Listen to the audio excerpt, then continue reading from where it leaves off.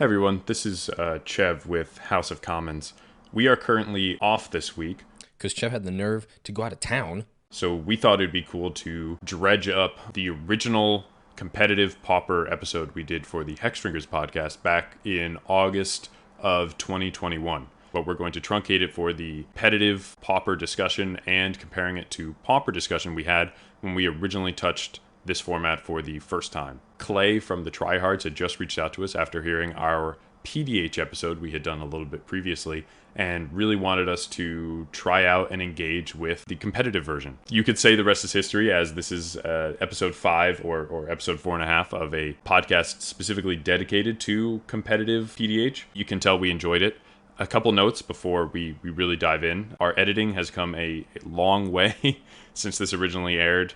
The mixing is not our best work. And the other one is the format itself has changed a lot. cPDH has come a long way in the last 12 months. We've seen the invention of the deck database. We've seen so many more people getting involved, some great builders, as we've talked about on past episodes of this podcast. And so this is really a look into where the format was really close to its inception. Combos ruled the land. Decks were a little bit more dirtily. If you're just getting started or you've been around during this period as well, it's really cool to kind of feel the discussion and see where we've really come and how far it's been. Enjoy.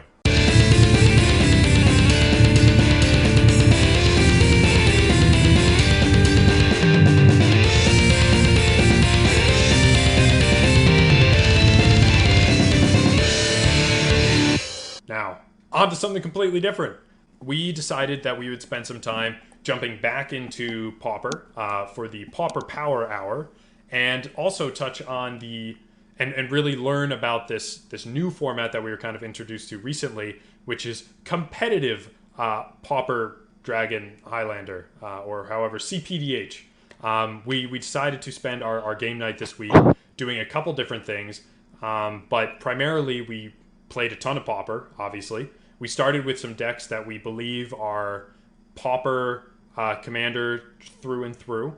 Some decks based on advice and ideas from the Tryhards community and Clay, who has reached out to us about our Pauper comment before from that group, to build our own, what we see as competitive Pauper Commander decks.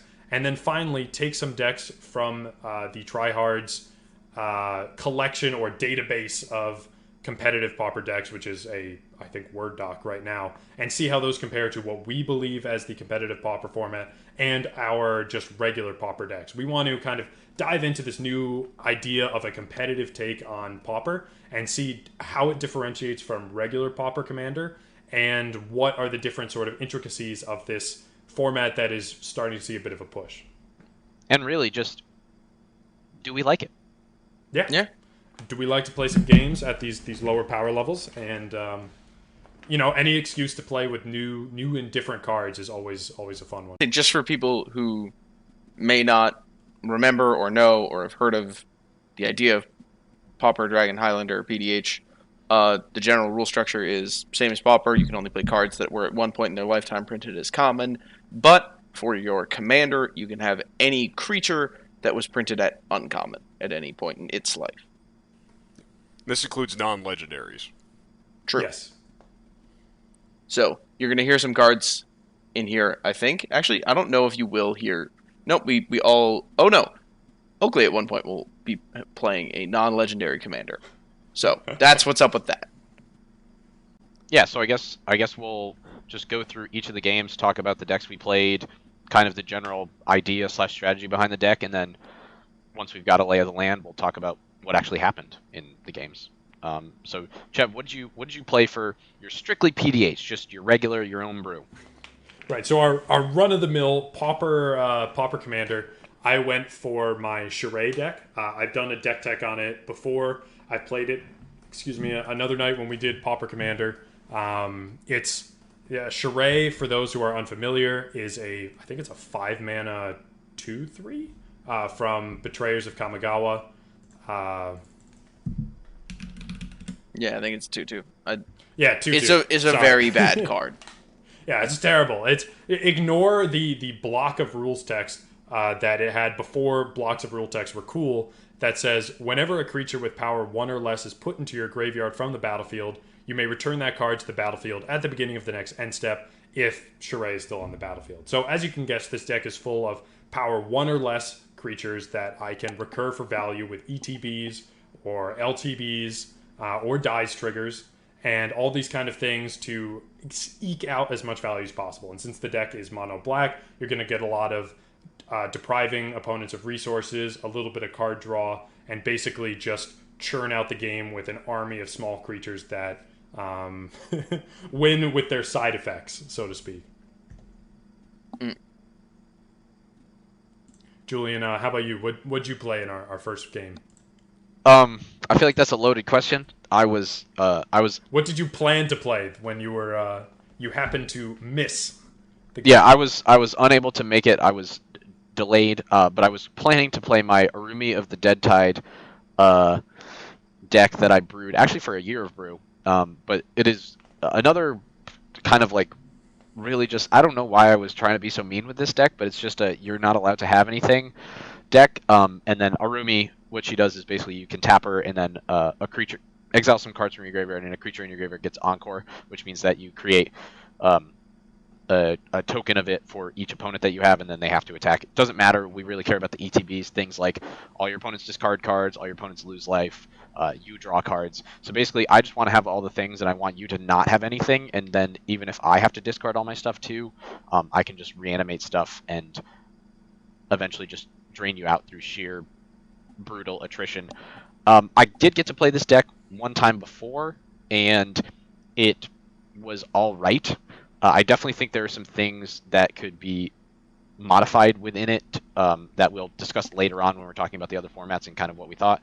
But it just kind of stalled out, and it didn't have really the consistency that it needs to really be an oppressive force. Well, normally I'm sad when you can't make it, but I'm okay when things like that don't show up in my games of Magic. Oakley, how about you? Well, Chev, much like you, I had a mono black deck, and I gotta say there's a lot of really cool mono black tech in Pauper, which I'll go over in a minute. But anyways, my as was hinted at before, my commander is not a legendary creature. It is the one and only Gary, Merchant of Asphodel, or Grey Merchant of Asphodel, if you're not in tune to Magic memes, who honestly should have a legendary printing where it's called Gary. I mean, come on, he's such an icon at this point. He's like my favorite character in the whole story.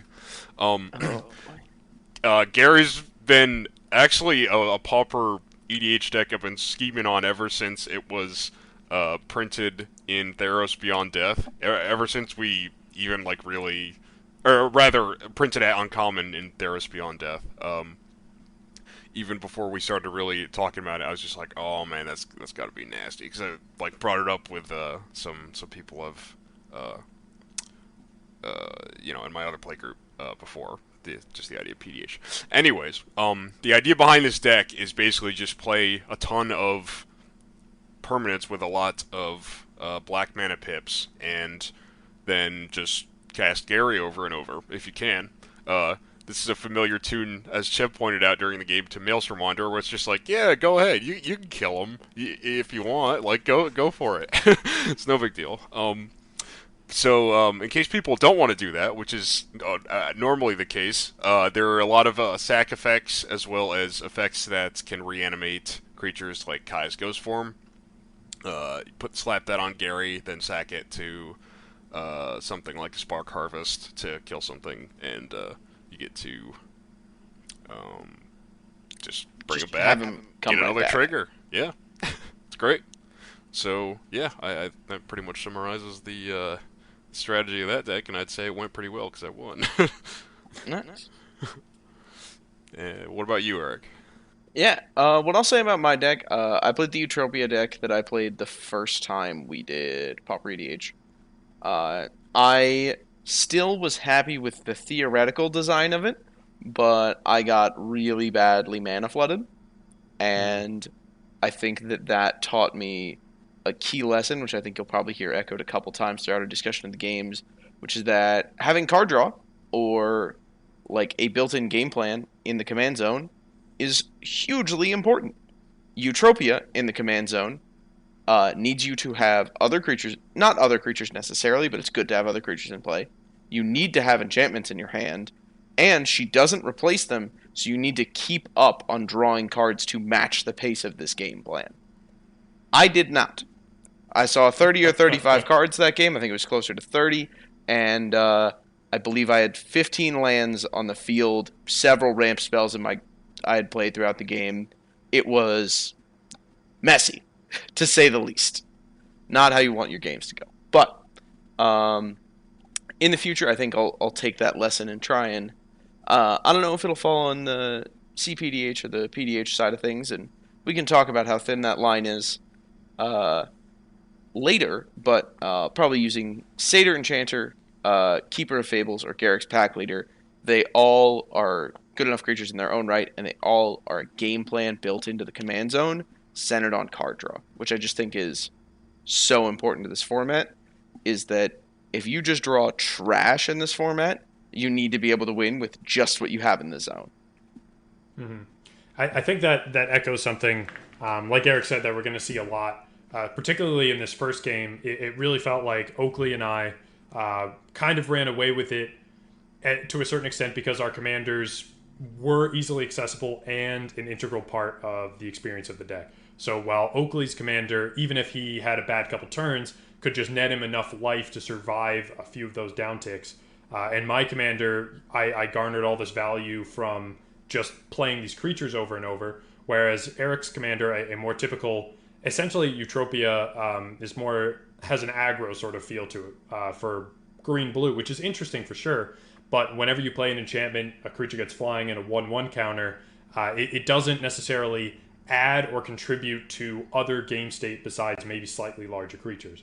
And with the amount of times I think that Eutropia ended up killed, specifically because of a recurring Abyssal Persecutor, which when it leaves the battlefield, everyone sacks a creature, it put Eric in a bad spot and kept him there. Yeah. So it's the kind of thing where if you don't have access to a critical game piece consistently, PDH takes no prisoners. You will not come out of it more often than not in the lead. One thing I want to say about especially something that was really highlighted in the first game, being that 2 mono black decks were played, is the strength of black essentially having the only board wipes, the only really decent board wipes in Pauper. The big ones I can think of are Pestilence, of course. Crypt Rats was one that I was running but didn't really see play, and then Gangrenous Zombies. Yeah. It's wild because all these cards are ancient, and it's black doing direct damage to everyone, and I think it's the philosophy at the time was red could do direct damage to a particular source, and black was kind of direct damage across the board, so it would hurt you and them. I believe the only really comparable card, especially to Gangrenous Zombies, which can deal 2 damage to all creatures and players, is maybe Fiery Cannonade, because I know that got it got a bit of attention when that got bumped down to common as a red, I think it's 3 mana sorcery, deal 2 damage to every non-pirate creature. And that's really as close as we get. We don't have a lot of access to board wipe, so once a board builds up, the only real thing, Oakley was able to use Gargantuan Zombies to great effect and really whittle down life totals with it, because he was able to wipe, essentially the board every time. My deck obviously cared about creatures with power, toughness 1 or less, so you deal 2 damage to them, they're going to die. And that leads to a lot of bad state. Your Cauldron Familiar definitely kept you in it, though. My Cauldron Familiar kept me in it, and then I think Dusk Legion Zealot, whichever one is, ETB, draw a card, lose a life, got me out of it. Recurred that twice, and we got within Gary range, which is an incredibly scary place to be.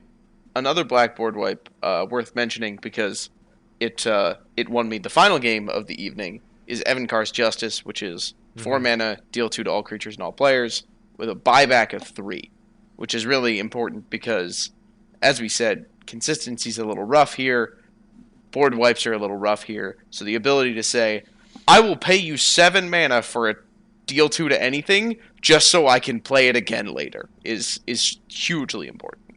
Yeah. Yeah.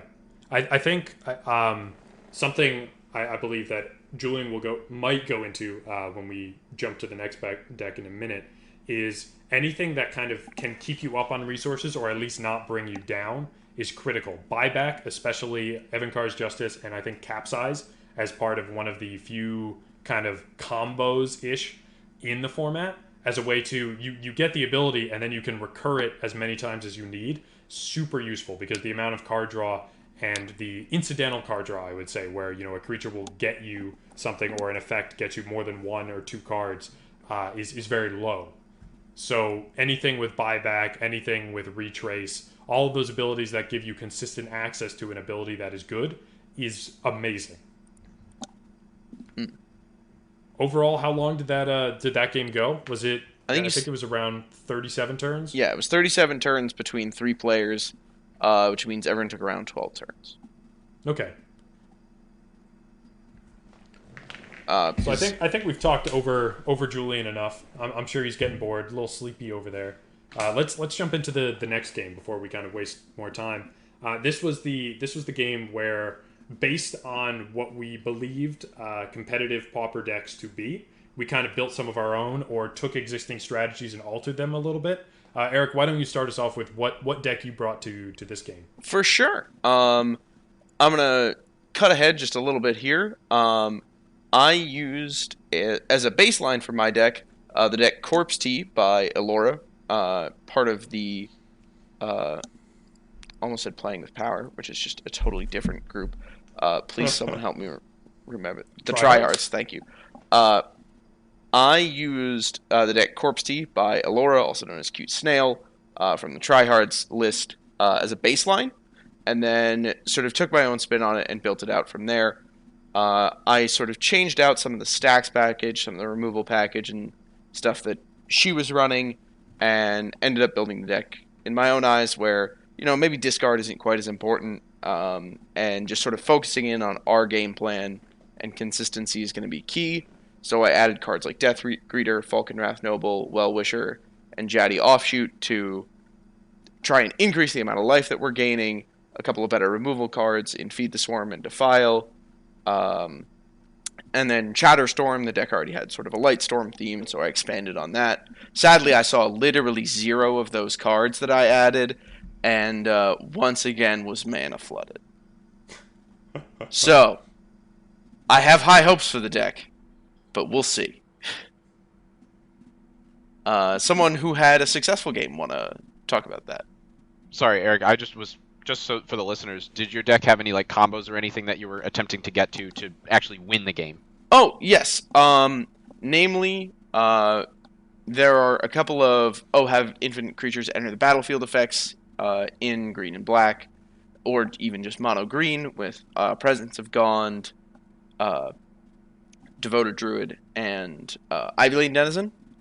You can put a -1/-1 counter on Devoted Druid to untap it, so tapping it with Presence of Gond, you can just go forever, as every elf that enters Ivy Lane Denizen puts another counter back on it to cancel out the cost of that loop.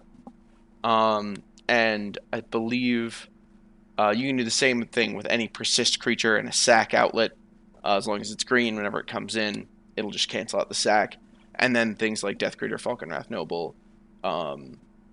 There is Intruder's Curse, I want to say, is a curse that you put on yourself, where whenever a creature enters the battlefield, the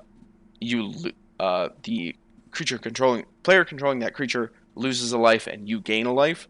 So you stay life neutral the whole time, as Dina or Evankar's Justice? No. Evankar of Blood, I think. Evankar of Blood, thank you. Anyway, one of those cards will drain out all of your opponents. And then I think Falkenrath Noble and Death Greeter might also be able to do it. I don't remember. But, yeah. So there were definitely some infinite combos in there. Just had a hard time sort of getting into them, and I didn't hit any of my transmute cards, which is really unfortunate, so I wasn't really able to seek out or tutor any of those cards. Yeah. Yeah, so I only asked just because I think you mentioned transmuting cards. You mentioned combos. These are kind of some of the base level of cPDH. Even with our own brews, we kind of learned that, and then with the actual cPDH deck list that we basically net decked as well. So we'll talk about those later, but they're just important to bring up now, at least in my opinion. Absolutely. Thank you for reminding me. For sure. Yeah. Now, Julian, before you go into your deck, I thought your pick of deck was really interesting because you kind of went way out of your comfort zone and picked someone that, you've never ever played before. Like, if you were to pick, think listeners, what Julian would normally play, this is very much not it. So Julian, what did you decide to try for the first time in this game? Chev, you're right and you're not right? You're being sarcastic, which I appreciate. It's funny. But if the listeners have been listening, they should be like, all right, well, Julian obviously is playing Esper Control or Dimir Control or Blue-White Control. Those are really the only options. And you're wrong. I did not play those. I actually played Simic Control. I played a Simic deck, not Simic Control, a Simic deck. How many counterspells did you cast in a turn? Was it 2 or 3? It was twice. That you did that? What was the max number of counterspells you had in your hand at a given time? That's what I want to know, because I think it got up to 4. Well, technically, when I drew my entire library, I probably had like 6 or 7, but don't worry about that. I was playing a Simic deck, but I was playing Tatiova. When we decided we were going to do this, I was like, well, there's a lot of uncommon creatures. I'm gonna see what the internet has to say, and then I saw somebody who was like, this is a Tatiova deck, and it's like kind of competitive. It wins with a combo, and I was like, let me read up on that combo. And then I was like, well, I'll just put this combo into a Tatiova deck and just play all the normal stuff, and I already know how to play this deck because I have it in real life. So I'm playing Tatiova, and basically you play Tatiova and you play lands and ramp spells, and you just get to draw a bunch of cards and also pad your life total, which is great, which helps you get towards your combo, which is basically you assemble like High Tide, Ghostly Flicker, Archaeomancer, and you basically loop that stuff infinitely, generate infinite mana, and then once you generate infinite mana, you can draw your deck, and then you can either infinitely capsize all your opponent's permanents or mill them out. Usual trash, assemble 3 or 4 cards, get infinite mana, and then you can do whatever you want. But well, Eric might discuss this later, but Tatiova, I did end up winning this game. Tatiova, of course, once again, is still good just because just doing things that you normally want to do, she allows you to just have more cards, which helps with the consistency and velocity issue that we'll discuss later as well that happens in these formats. So I liked my deck. I had a good time. I don't think the other guys did. I want to clarify. I was initially during the game, I was sort of half very salty, half screwing around, and then I was looking back at this today as I was writing up my notes for the pod, and I was like, you know what? I'm not mad anymore. I'm seeing this through a clear lens. I think Tatiova is certainly really powerful. I don't think she is as busted broken as I was joking about her being last night, but having life gain in the command zone is super powerful. In Pauper EDH, you start at 30 life, and commander damage is 16. So that sort of 10 missing life you start out with is notable. And so gaining life is much more important in this format than you would consider in regular EDH. And then card draw is really missing because you might know and think, oh, Mr. Cremora and Rhystic Study. Oh, those were both printed in common at one point. Blue's got to be crazy. Banned. Both of them. Get them out of here. Rightfully so, because those cards are ridiculous and should never have been common. But that's a conversation for another day. Right, and imagine also, drawing multiple cards during one turn in a Pauper game using only common cards. What madness would have to lead to that? I've stopped caring because I want to talk about my deck, and I'm sure Oakley wants to talk about his deck, and we're kind of getting into the weeds here. Sorry. So, Oakley, why don't you tell us what you played before Eric tells us about how much he dislikes card draw in the command? All right. This is on curve, so to speak, because Eric's just talking about starting at 10 less life. First of all, yes, life gain in the command zone, very good. As one might have guessed, I definitely understood the importance of that playing Gary, but also I understood the importance from the opposite angle playing this deck, which was, of course, my very own Circara deck. And this isn't just any old Circara deck. This is a Dragon's Approach Circara deck. So Dragon's Approach being card that was just recently printed in Strixhaven at Common. You can have any number of them in your deck, which includes singleton formats, because why not? Basically, it's a 3-mana sorcery that deals 3 damage to each opponent. This is really great with Sir Kara's triggered ability, which is whenever an instant or sorcery or Sir Kara deals damage to an opponent, you get to exile the top card of your library and play that card till the end of the turn, if you'd like.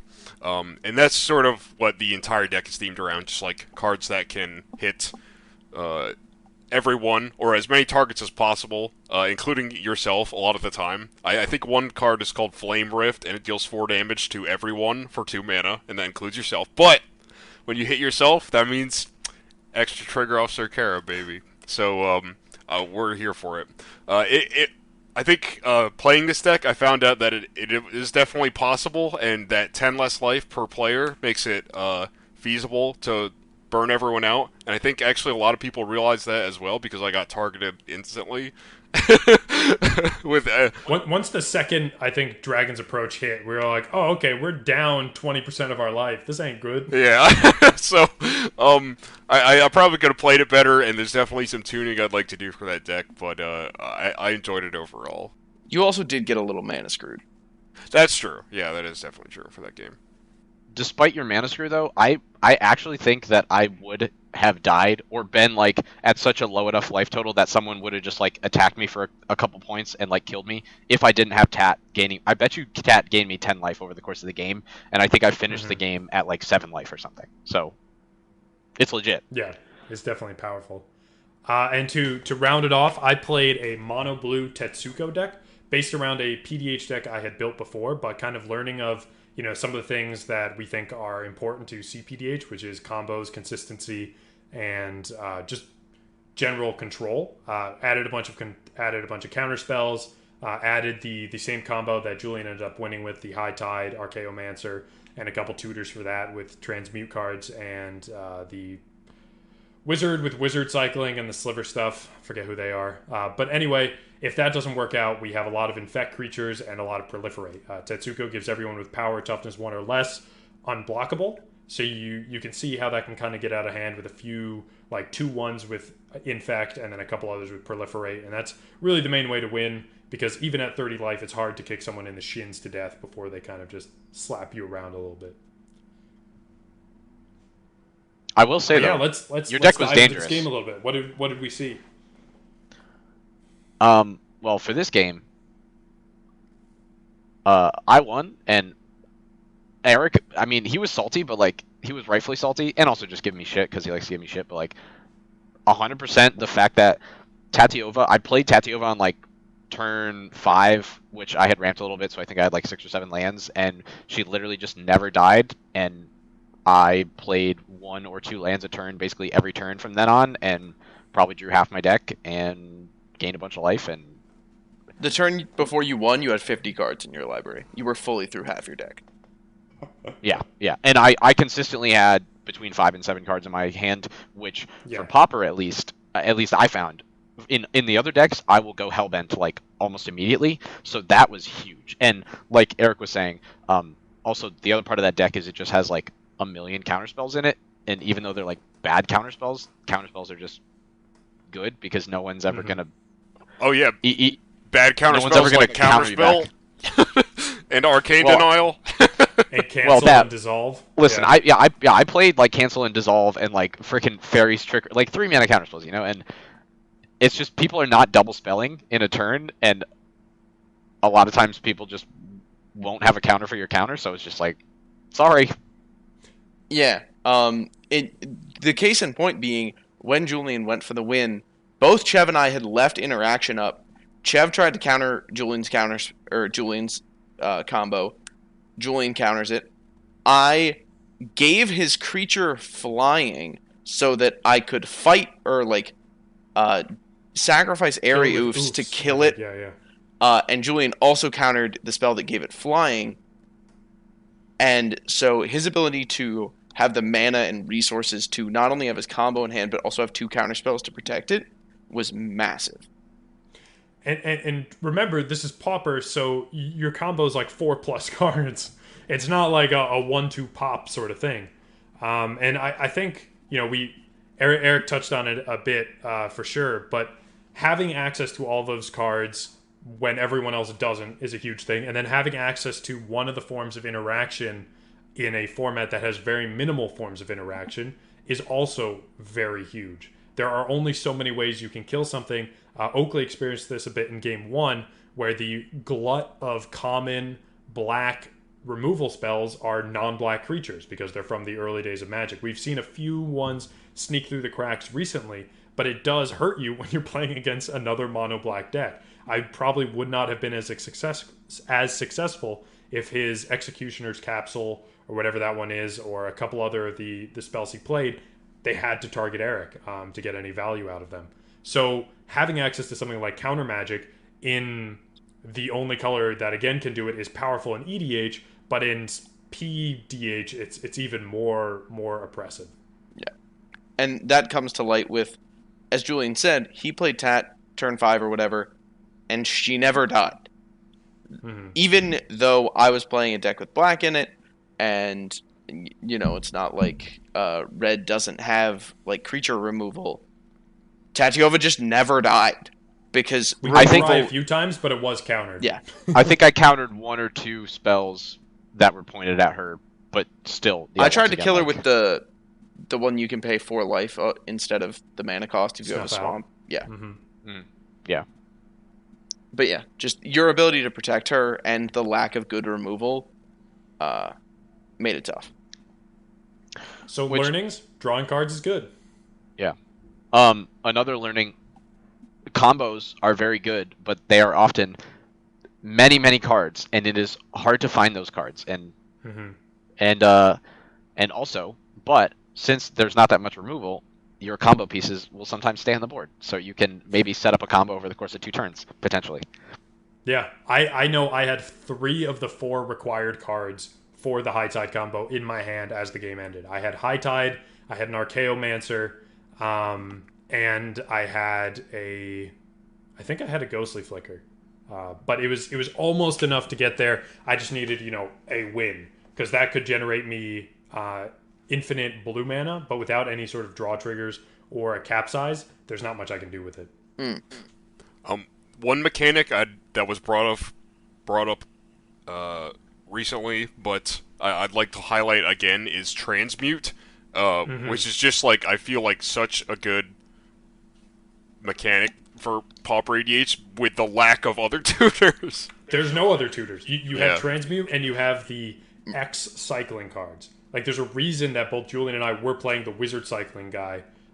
There's a reason that I had a couple basic land cyclers in my deck as well, and especially with the common printed dual land cycle of Kaldheim, you can play the cards with swamp cycling or mountain cycling to a better effect now. But there are very, very few, besides Merchant Scroll, which I'm sure that Julian's thinking of.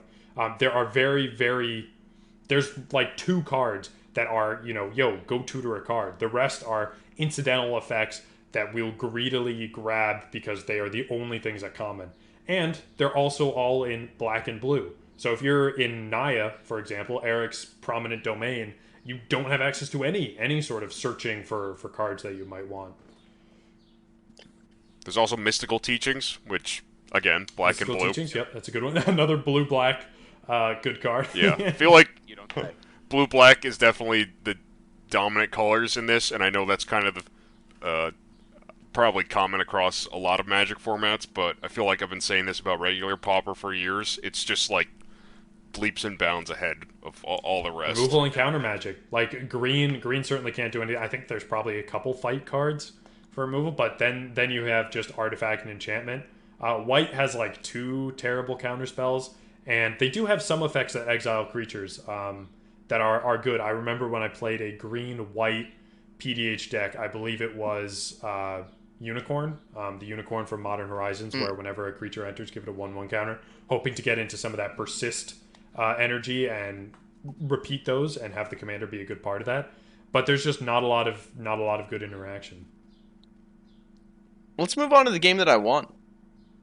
Yeah. So for our final game, we took decks right from what we believe to be the cPDH sort of database, quote unquote, which is a list of decks curated by the tryhard community that's really pushing to get cPDH as a recognized format. Just right off the bat, or ones that were suggested in their Discord that we recently joined. I would like to say that tryhard is they are self-proclaimed. That is the tryhards. We're not using that as like a derogatory term. Just because when you were saying it, I was like, huh? People might interpret that badly. And huge shout out to them for reaching out to us about like their format and like sort of this baby that they've created and giving us the resources to give it a try. It's super cool, and we really appreciate it. So these decks are right from there. We're assuming with the amount of knowledge and effort they put into this format, these are going to be the decks that kind of stand out or are close to as cPDH as possible right now. So this was, in a sense, going into it, we assumed would be the most high-powered game. And let's talk about how that turned out. Eric, why don't you tell us what deck ended up winning? Heck yeah. Once again, I played... So the deck I modified for the previous game was Corpse Tea by Alora, also known as Cute Snail. The deck I played this game was Corpse Tea by Alora, also known as Cute Snail. So what you're saying is you modified the deck and lost, and the unmodified deck won, is what I'm hearing. All respect to Alora for creating this deck. I am right. My changes are good. I want to see a changed Dina deck, Corpse Tea, versus this Corpse Tea, and we'll see who comes out on top. We'll see. Why is it called Corpse Tea? Please, someone explain. She drinks tea and it kills a bunch of things. She's part of the dead people, like Witherbloom. She's part of Witherbloom, and she's drinking a cup of tea. It's a good name. Just wait till you get to my name, Julian, because I think mine still wins. But Eric, go into your deck. Yes. So as I talked about last game, it's got all the same combos pretty much, except with a couple less of the redundancy creatures in there. It really relies on using Dina or Evencar Blood, and focuses a lot more on stacks. It runs a lot of 2-mana 1/1s that, when it enters the battlefield, all your opponents discard a card, which can be very powerful, but I was trying to sort of focus in on that life gain idea that I had identified as being pretty important, and get some more redundancy there instead of redundancy on the discard. So I still had a fair amount of discard. I discard on creatures in this deck, discard on sorceries, running things like there's a sorcery, it's 3 and a black, and all your opponents discard a card and you draw that many. Siphon Mine. Siphon Mine. Yes. So stuff like that. Beauty. My favorite card of all time. It's great. And every time I've played this deck, it has been so close to assembling a combo, because, there's a couple of things out there where, you can go tutor for an elf. You can, transmute into this one black card, or that'll get you closer. Transmute into Ivy Lane Denizen. And so I'm always really close. I can consistently almost win. And this time, I finally did it. The deck won by pulling out some Storm shenanigans in the middle of it with Weather the Storm, where I had Dina and Evencar Blood out on the field, and a Storm count of 4 got me to gain 12 life and deal... Everyone lost 8. 8 to everyone, which was super good. Because, again, 30 life, 8's huge. And then I just hung in there until the end, and ended up just beating Chev to death. I believe the actual play that beat Chev to death was an Evencar's Justice, as we previously mentioned, buybacked and then brought back again. Yeah. There's only so much a board of 2/2s can do against a spell that kills or deals 2 damage to everything. Where'd you get all those 2/2s? The deck that I played also came from Alora, Cute Snail, and this one they named Toast, which honestly, fantastic. I was sold before I even knew the strategy and the mechanics. The Toast is TO for Tormod from the Commander Legend set, which is whenever a card leaves the graveyard, whenever one or more cards leave the graveyard, make a 2/2 zombie. And then the Ghost of Ramirez, Di Pietro, which can't be blocked by creatures with toughness 3 or greater, and whenever it deals combat damage to a player, take a card that you discarded or milled this turn and put it back into your hand. So you can see where kind of the synergy between these two guys are, where you're putting things into your graveyard, removing them, and making zombies. So the idea here, it's more of an aggro deck in blue-black. It has some of the same combo pieces we've mentioned before ad nauseum now. Not ad nauseum, the card, throwing in Latin so I sound smart. But a bunch of, cards that use Delve as a mechanic to pull stuff from your yard, a lot of graveyard hate that you might turn on yourself to create more zombies, some buyback things, some jumpstart things, and a lot of cycling as consistent draw, because we found that. I think I recurred a Baron Moor probably 3 or 4 times, drawing a card from it, bringing it back, drawing a card, bringing it back, and then making zombies off of it. So overall, the strategy is to flood the board with these zombies, and get a ton of use out of recurring cards from the graveyard that you might have discarded with powerful draw abilities. And I would have gotten away with it too if it weren't for those meddling kids. Absolutely. Quick question, Chev. Is there any dredge at common? And if so, is it in that deck? I know Shenanigans is at common. It's not in here. There might be a couple cards. I don't know if they're in the deck or not, but they should be. Yeah. Because that was, as you were talking through, like, oh yeah, you can like mill yourself and like get cards out of your graveyard. I was like, oh my god, Dredge would kill in that deck. Let's find out. Stankweed Imp? Yeah, I think Stinkweed Imp is in there. 1, 2 for 3, flying, and Dredge 5. So that can definitely get there, especially because the cards are coming from your library. You can get them back with the Ghost as well, which is a super useful thing if you end up milling something that you might have wanted later on. All right, I'm gonna go now. Okay, send it. I played a deck. I don't remember the exact name of it, so let's just call it Crack-a-Lackin' Drake. Crack-a-Lackin' Drake. It is a Crackling Drake deck by Papa Pauper. Thank you very much. Big Daddy-O. Yep. It is essentially a Voltron deck where you are trying to get as many instants and sorceries into your graveyard or into exile as possible. So there's a lot of looting type effects and cards like what is it? Burning Lore? No. Something like that. Draw 3 cards. Yeah, that's one of them. Yeah. Okay. Everyone draws 3 cards and discard 3 cards at random just to fill up your graveyard. Make Crackling Drake your commander huge, and then of course on top of that there are a bunch of very low-cost cards that you can use to protect your commander, give it haste, etc. As we've mentioned a billion times already, 16 is the magic number in this format, and I'll be damned if I didn't get close at least a few times to You got close to the point where you could have hit me for 16 right when you were killed. But yeah, especially with Crackling Drake, it was sitting at the 7 or 8 spot for quite some time. So 1 2-hit wonder right there, and it's incredibly scary. That's pretty much all I have to say about that. It does play a lot of sweet cards, but it's exactly as you'd imagine. And, I mean, I don't know, Crackling Drake draws you a card when you enter, so... There you go. You got the card draw in the command zone. It's better than Baleful Strix. Looking at you, Julian. Hey, man, I like... Yo, listen, Baleful Strix and Crackling Drake all day. That's all I'm saying, bro. I'll give it a trample with Teamer Battle Rage. Well, then I will be freaking sad, okay? I'll counter your Team of Battle Rage. I also played an Izzet deck, and I also conveniently played an Izzet deck that likes to punch people in the face. Usually Eric. I played a Dargo the Shipwrecker and Malcolm Kenai partners deck. This was made by Clay, whose Discord name is Clay. I think you have to pause first to count for the underscores. It's like beat Clay, and then you continue. Ah, fair enough. Yeah, but yeah, Clay's a cool guy. He's also on the PDH rules committee, so he knows what he's doing. And let me tell you, this deck, he did. I played this deck here, but I also played this last week when we first started playing PDH, and this deck won both the games that it played that week, kind of like pretty handily. But so it's Dargo and Malcolm Kenai, and basically what this deck wants to do is there's 2 combos in it, which are Thermopod, Dargo, and Impact Tremors. Just look it up. I'm not going to explain it. And also Banishing Nax / Retraction Helix, and any 0 mana cost artifact and Fireweaver.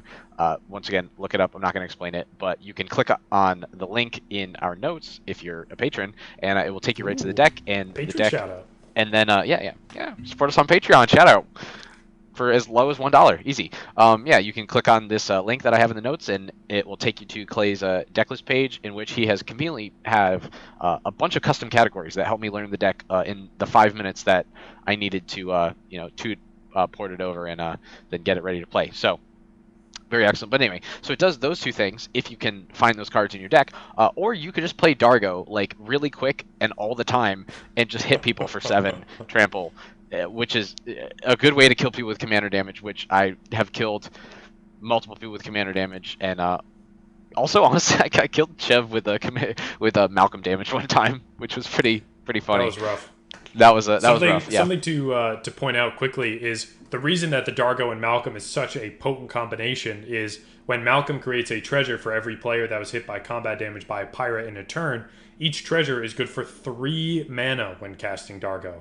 Because, of course, you sack the treasure for 1, and then Dargo costs 2 generic less for each creature and artifact you sack this turn. So these things can get really out of hand. I know Julian also played a Generator Servant that taps for 2 colorless. You sack it, and if the 2 colorless is spent on a creature spell, gives it haste. So again, that's tapping for 4 mana to bring out Dargo. And so Dargo's, I think, 7 mana initial casting cost kind of reduces very quickly, and a 7/5 with trample in this format is going to be problematic very fast. Now, jumping into the game a little bit, this was definitely our quickest game by turn count, which is an interesting kind of factoid for the decks that are closest to cPDH that we know of. A caveat, of course, being we played a lot more aggressive decks in this match. You know, Crackling Drake is looking to end the game on any individual player with 3 hits. Dargo is clearly not going to be controlling much. It's going to be swinging as much as possible. And then while Eric played a more Staxy build, my deck was also trying to get into that sort of aggro strategy by swinging with as many zombies as possible, even if it didn't kind of deliver in the way I wanted it to. So that's a fun fact, I think. Yeah. Well, I think this game in particular really kind of embodied a lot of our distillations of the format as itself. So, Chev, you wrote the notes, you kind of spearheaded this effort. Why don't you kind of just lead us through, and if you want to like call on people to like answer certain questions, but like I would just say like why don't you just hit us through these last few things about like what is the core elements of the format, what should you be doing, what should you not be doing, etc. Yeah. So I don't know about you guys, but after all these games, I definitely obviously had a ton of fun. It's always great to play with decks that are kind of, 1, outside my regular comfort zone, and 2, use a lot of cards that I might not normally play with. I know there's been a thing, as we get longer, as our Magic lives get longer and longer, etc. There's always the thought of trying to keep it fresh. And this was one of the things I think I saw a ton of really cool cards that I want to put into decks at this power level like immediately and brew a lot more. But when it comes down to it, I do think there is slight differences between competitive Pauper, DH, and PDH, but they basically come down to consistency and speed.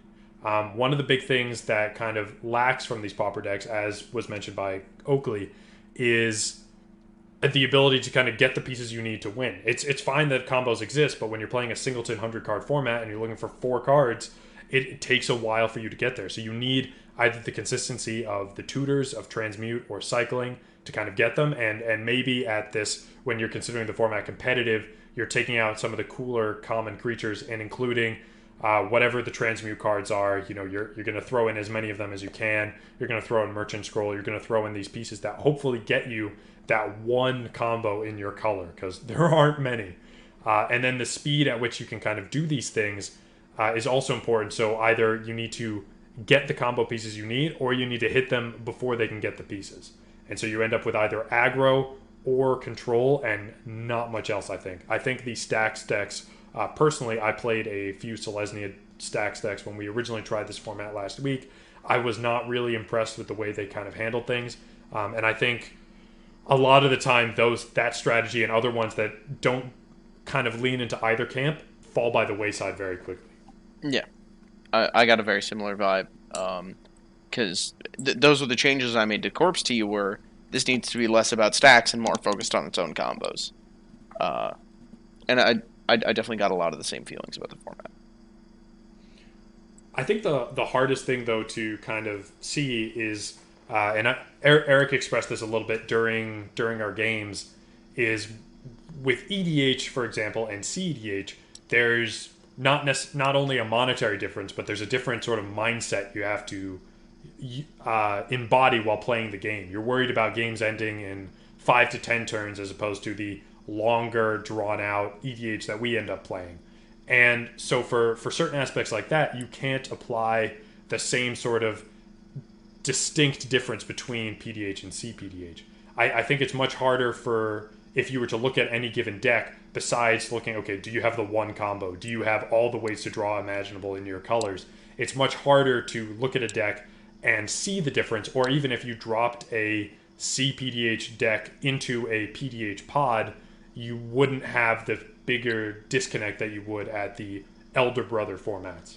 Yeah, and I think it is just because you're operating on like a reduced portion of the scale. Like the best PDH deck on the scale of all EDH decks can probably really only get up to like a 6 or 7, and so then sort of you've cut down the angle of like, okay, well, a well-built PDH deck's probably still like a 4, and so then a 4 and a 6 just aren't that far apart. Whereas you can have a well-built commander deck that's, you know, a 5, 6, and then a like perfect cDH deck that's a 10 that's just such a gap to cover. For me, really, the only difference between cPDH and regular PDH is just, are you playing the combos or not? Which, like, yeah, there's a bit of a mindset there where you're just like, okay, I need to be working towards these combos or not, but we've talked about the consistency issues, so it's just like, it's basically, you know, are you going to win with a combo or not, really? And there's ways to sort of, you know, get the consistency. Like, you can play some draw spells, but like even in like my Dargo deck, it's a blue-red deck, right? You'd think you'd be like slamming through the cards, but like I played Dargo really quick and then like was hellbent and then like drew 3 lands and then died. So it's the variance is like even more brutal, as Eric will tell you in that one game where he drew like nothing but lands, and it's like basically just, are you going to maybe draw all the cards in your 4-card combo or not? And even if you're playing like regular PDH, all the creatures are so bad that it's not like you're really like, I shouldn't say they're so bad, but like they're underpowered, and it's not like you're gonna like come through and just like get crazy and win with combat real fast anyway. I do want to say that, like, I think your Dargo deck did commit to like the competitive aspect by playing what is essentially a bunch of like Cheerios, just like garbage equipment that's super cheap, and I think a deck less committed to the idea of being competitive would have played like some aggro enablers, some things like, oh, attacking creatures you control get like +1/+0 or something. Whereas your deck was like, I want to play a bunch of trash equipment so that I can always have Dargo out. Malcolm's always going to be out there so that he can be like reducing that cost. And it came into it with a very refined and committed game plan, which I do think is another line that you can draw between competitive and non-competitive Pauper Commander. Yeah. That's true. I would sum it up mostly as like, is your deck literally doing everything it can to win? Do you have every single card that could make a difference in your deck or not? And that has to be the deciding factor, because either your deck has the combo that is available to it or it doesn't, and it's going to try to win through damage or something like that. But I'd be surprised to see, I'm sure there exist, I'd be surprised to see blue decks that can really achieve without the combo on hand to do those things. And you can still build a solid PDH deck without it, but you either need to commit 100% or you quickly fall away if there is a difference between cPDH and PDH. Chev, I just have this very funny image, because you were like, you have to do literally everything you can to win, but like the cards we're working with are so subpar or like conditional at best that you're like, I just imagine like a little like tiny dog like just like trying to like barely dog paddle to like stay afloat. Yeah, like like you're about to drown. It's like, are you gonna drown or not? Basically, you know what I mean? Yeah. And it's like you're just barely there because you're playing some transmutes and like a merchant scroll. Mm-hmm. So whatever keeps you afloat. Grab that piece of driftwood and swim, baby. Oh, listen, I mean, Tat's a merfolk. She can swim real good. That's all I'm saying. Get her out of my format. It's fine. You will see her in your normal EDH format. No, she's never really gone. Yeah, I know. Yeah, she's always around. She'll never leave. Any other comments? Yeah, I was gonna say we kind of hit like a nice natural break. Does anyone wanna? I'm good. Eric, I think you the good? big Are you thing experiencing to issues? kind of ask or get final opinions on would be if we recognize that there is a difference between PDH and cPDH, is there a version of it that you prefer to play?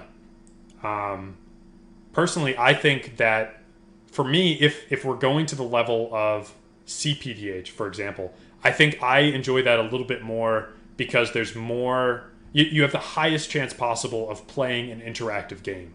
I think PDH has a much. You can build a subpar EDH deck, I think, and still do things at an okay rate. You probably won't win, but you can do enough stuff. But I think if you end up with a not so good PDH deck, and this has happened to me a few times, because of the lack of consistency, because of the lack of speed, you're a lot more likely to hit that variance that is just game over in this format. So for me personally, I think I had a lot more fun with the more specific decks we played, just because it has the highest chance of doing something more frequently. I would agree, Chev. I think I definitely like cPDH more, and for a couple reasons. One, just when we play EDH normally, like, you know, you don't. There's like kind of like that social thing, right? It's such a social format that you kind of like. There's certain cards that you don't play, or like, you know, I could take this line, but I'm not going to because I don't want to take 4 turns and kill the opponents with commander damage, like might have happened, or you know, whatever. But for cPDH, at least for me, it kind of like really just indulges that super cutthroat side of me, but like it doesn't feel as bad, right? Because it's just a bunch of commons. Yeah. And also, but like on a more serious note, like I like working with. One, these are like they're not staples. You know, Yes. they're lower power cards. 100%. That's me all day.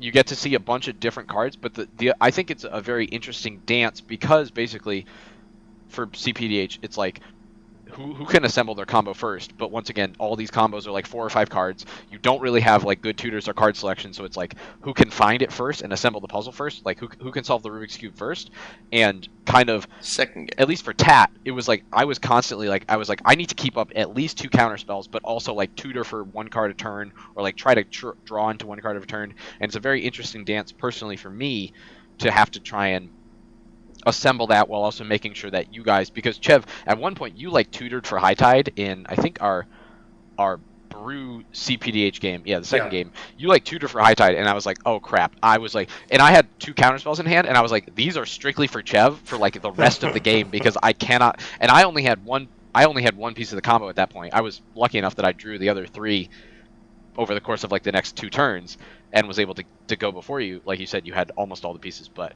yeah, that assembling, since we all know that basically everyone is going to win by combo, that dance of who's going to get there first, how can I delay you, but also, you know, and then like with the transmutes and stuff, just that sort of figuring out what you can do and what you can't, and kind of like trying to put all those pieces together, that's a very fun puzzle for me, so I like that part. And I would definitely like to, and also a lot of the combos are like really weird and convoluted but interesting, so it's They're cool to weird kind of and see those convoluted things. and require a lot of cards. Like I think something that might be touched on by the other 2 guys too is it feels a lot more fair, and I think that could be in PDH in general as opposed to EDH. But for example, in the last game when it was Eric and me in the final moments, I felt a lot better. I still felt bad, but I felt a lot better losing to Evan Carr's Justice, kneecapping my small creatures, going back into his hand, hitting me again for the amount of mana, 1, he used to cast it, and 2, I mean, like, it dealt 2 damage, and in my head I was like, okay, you know, I have a board of 2/2s, that makes sense.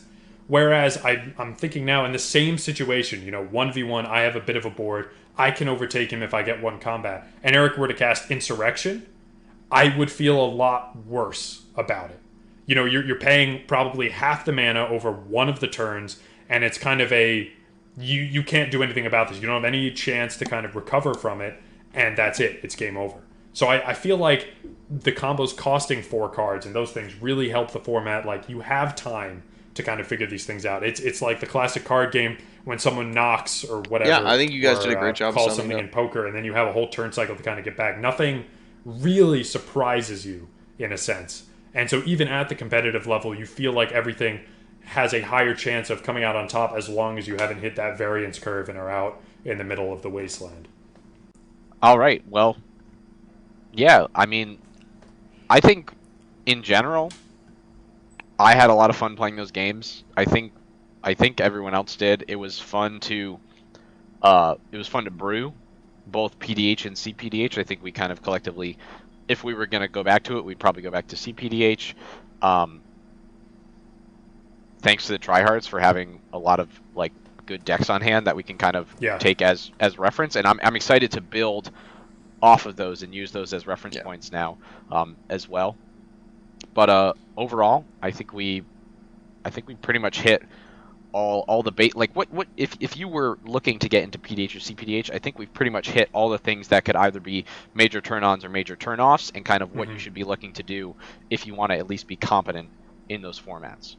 Yeah, I think my last remark would be it's also whether or not you want to get into cPDH. Like, these are all the things to look out for. But also, if you love EDH but you're getting a little bit tired of it, or things are getting a little less exciting, jump to PDH. It's just a drastically different card set. It features a very unique niche that you can kind of play with.